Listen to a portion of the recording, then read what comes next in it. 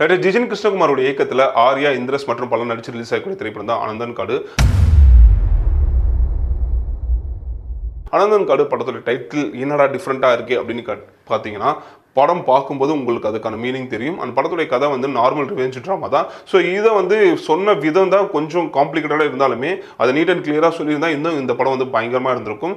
தலைநகரில் operation Ananda. So படம் வந்து 2015 ஆரம்பிக்குது. 2015 அப்படியே வந்து 80s and 90s பீரியடு போகுது. ஸோ அது ஏன் நடக்குது, ஏன் 2015 இந்த ஒரு ஜானர் நடக்கு, ஏன் இந்த ஒரு விஷயத்தை கொண்டு வராங்க அப்படின்ற ஒரு சில கன்ஃபியூஷன்ஸோட வந்து படம் ஆரம்பிக்கும். அதுக்கப்புறம் எண்ட் ஆகும்போது படம் வந்து ஒரு ப்ராப்பரான எண்டிங்கோட தான் கொடுத்துருந்தாங்க. அண்ட் ஆர்யாவுடைய பர்ஃபார்மன்ஸ் அப்படின்னு பார்க்கும்போது சூப்பராகவே இருந்தது.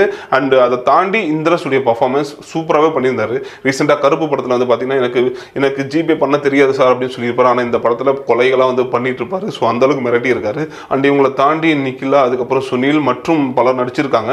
அவங்க எல்லாருமே இந்த கதைக்கு எந்த அளவுக்கு பெஸ்ட்டாக நடிக்க முடியுமோ அந்த அளவுக்கு பெஸ்ட்டாக கொடுத்துருக்காங்க. And technical team brilliant.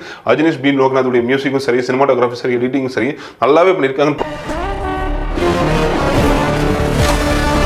Production value is really good.